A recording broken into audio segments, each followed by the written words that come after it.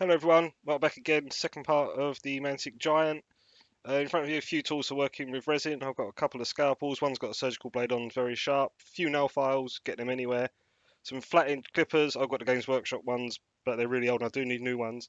And some metal files. Do need a few other tools, but that's basically all you really need to start with. When working with resin, please wear a mask, you really don't want to be breathing this stuff in. One of the other tools I like to use is a Dremel with a rotary saw on the end. You can use clippers to do little bits like this, but I just thought I'd show you can actually use a saw like this. I like using it because you get a much straighter, cleaner cut than you do with clippers. What you got to do is literally just put it to where you want to make the cut and gently push it along, and please make sure your hands are behind it. Right, just coming in with a scalpel now, just going to scrape away the larger bits that are left over, because even with the rotary saw, you are going to get large block lines where you really don't want them. And also we're just going to rub it up and down into the shape of what you want to do. Smoother you can get it now, the better it is. You don't have to use the rotary saw, as I said earlier. You can use a standard junior hacksaw, or there is proper hobby saws that you can get. So basically just keep going like that till you've got it the shape you want, and then once I'm happy with that, I'm going to come in with a metal file, and all I'm doing here is just like rubbing it round in circles over where I want to smooth it out a bit more, try and get some of the shape in. I had a bit of dirt on the file at this point, which you can see there, but it's not a big problem. I just basically clean the file off and then carry on. Right, so just keep going with the file, following the shape of what you want to get it into. Nice and easy, nice and gently. Just keep going, and eventually you'll get it to where you want it to. Now I'm going to come in with a nail file, which has got a much softer end, and again, just rubbing over the top just to get rid of some of those fold lines that you will get with a metal file. Nice and easy, just keep rubbing over where you want to get rid of it and get it into the shape that you want, and eventually it'll all be nice and smooth. Right, okay, where I cut the block away down at the bottom there's a muscle line running down his neck where it's, I don't know, it's just like a lump in the middle really. But obviously where the block was, the line obviously won't be there. So what I'm doing is I'm taking one of the triangle files from the metal file pack and just putting it at the top where the line is actually on the model and just pulling it down. And by doing this, it will just basically put the line back in the middle where you want it. Okay, time to be brave. We're now basically going to cut the bits out that we need to save for the arm conversion.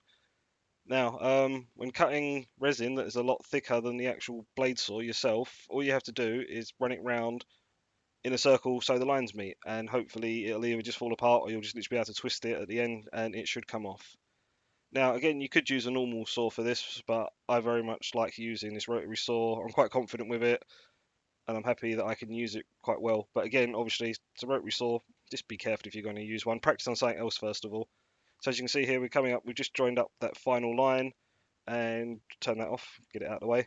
And all we're going to do now is just literally just give it a little bit of a wiggle, and off it comes. Right, so now I've cut all the bits off. I'm literally just going in with the flat end clippers and I'm just going to cut away the bigger bits that were left and shape it the best as I can towards it. Obviously, lots more to do at this stage, but this one is just nice and easy. Okay, carrying on with the scalpel. Again, exactly the same as before, just getting into the shape that we want. Just keep going, shaving little bits off at a time. Again, very sharp blade, be careful. And there you have it, all the bits that we need. Going in with the Dremel now, I have a grinding stone on the end. This was basically just to get a little bit of movement when I could put the arms and the hands onto the wristbands. But a couple of minutes into doing this, I realised it was going to take forever. So basically upgraded to a 3mm drill bit followed by a 7mm drill bit. Took it outside into the shed and done it in a vise. So you can see now you've got the holes where you need to put the arms.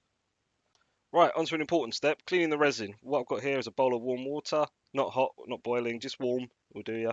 Literally just going to cover it in some fairy liquid, or any washing up soap will do really. Give it a rub all over, and then get yourself your trusty old brush, get it wet, and just start scrubbing. Now I've deliberately left this bit in quite long just to show you how long I was scrubbing it for, because I've worked with a lot of resin and there are times where I haven't done it to this sort of level and I have regretted it. So basically keep scrubbing, get into the eye sockets around the nose, anywhere where there's a little overhang or anywhere, because that's basically where the release agent will settle. Give it a quick wipe off and carry on. Just keep going. As I say, resin, this is important. Some people say don't need to do it, but you really do, because the release agent they use in the mold to get it out of the mold when they finish will stick on it. Right, yeah, just keep going. I say I've actually done the Warlord Titan from Forge World for a friend, and I had the bits sitting in the bath while I was doing it, and that took a lot of washing up liquid and a very, very long time. But it is an important step, so please, just give it a try, nice and easy. And there you go, really, washed. And there you go, all the bits all cleaned up, filed away, and washed, ready to go. Right, go back in on the Dremel on the plastic bits this time. Exactly the same, just to show you that it's just as easy with plastic as it is with resin. So just line up where you want to cut it, nice and easy. Go in and get all the bits cut off. Right, so there you can see where I'm going to put it on the actual model when it's finished. Just lining it up, making sure I've got the line right where I need it, and the arm doesn't look too long, but I am having it a bit longer than normal because I think it just adds that little sort of gangly look to the Giant. All the bits are now cut out, and you can see the hand fits nicely into there. I've grinded it down a bit at the end so it fits in and you've got a bit of movement and play while you're doing it. Nice and simple, but it gives you that little bit of free movement. I've done exactly the same with the top of the arm, and I've done it with the other one as well. So it's all good, and there you go. All the bits all cut. On to pinning now, which you need to do with larger models. So there's 3 bits that I'm going to pin, and what I'm going to do is come in where I want the hole with one of the knives. It's basically the same as giving it a pilot hole when you use a drill. So all you do is you basically eyeball the center, or you can mark it up if you want, if you don't feel confident where you're going to know where the center is. But once you do it a few times, you'll get it. So just basically make a little hole for the drill bit to go into. It's again simple. Coming in with a Dremel this time for drill bit. Given a lot bigger drill bit, I'm actually using pins to hold it. Again, that is all just for when it comes down to moving. Yeah, so do come in nice and simple, give it a quick push in, and there you go. Exactly the same with the resin. Didn't even mark this up with a knife, obviously, just because the hole's already there. So just in it goes, nice and easy, nothing too hard. So now the bits are all drilled, just going to add a nice simple pin. We do just make sure, obviously, it lines up. So you get your 2 bits that you're going to put together. There you go. Pin's a bit long now. Again, nothing that taxing. Just literally cut it off where you want it to the length that you need it. Just like that. Right, on to super gluing it now. Basically, put a little bit on the end if it ever decides to come out. Well, that's super glue for you. And when you've got a little bit of blob on the end, just push it into the hole and leave that aside to dry. Alright, so moving on to the hand now, going into the bottom of that little wristband. Exactly the same theory. Just a pin, put it in. As you can see, it's now holding it where it's got to be. And there's all the bits all done. Just pinned at this point, I haven't glued them yet. But as you can see, onto the fur pants and flattening them out. Basically, it's very soft plastic. I just left it in boiled water for about 4 to 5 minutes, took it out and pushed it flat. Now, basically taking the model to see where I want to put it. I'm going to wrap it around the bottom there. I don't think it's going to go around, but I do have to remove the loincloth at the front, which I'm just basically going to cut away with some clippers and then come in with a grinding tool you can see here and literally get it flat. It doesn't have to be dead flat or dead perfect because you're going to obviously hide it with the fur that's going on top. But so, and that fur is going to be very, very thick. So obviously the flatter you can get it towards the body, the better it's going to be.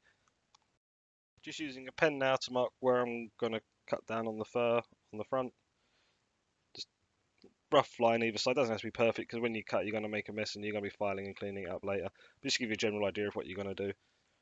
Right, back in with the Dremel with the rotary saw on the end and literally just going to cut down the lines to give us the nice bit of the fur that we need on the front.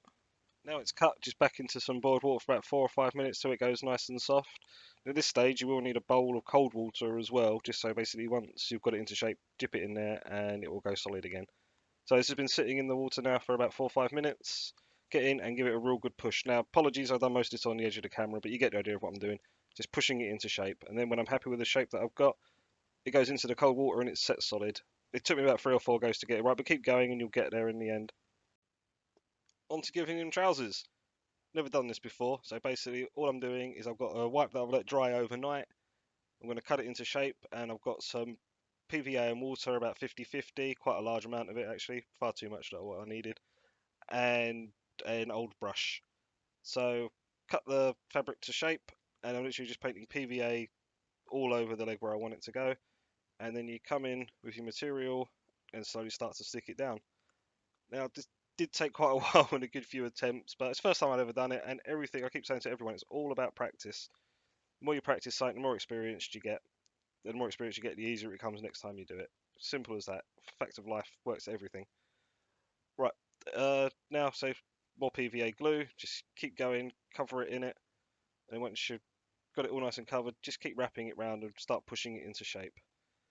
Now, what I did find is the more water down PVA that I put on it, the easier it was to work with. And I also found that being fabric, it sort of naturally found the shape of the trousers that I was after.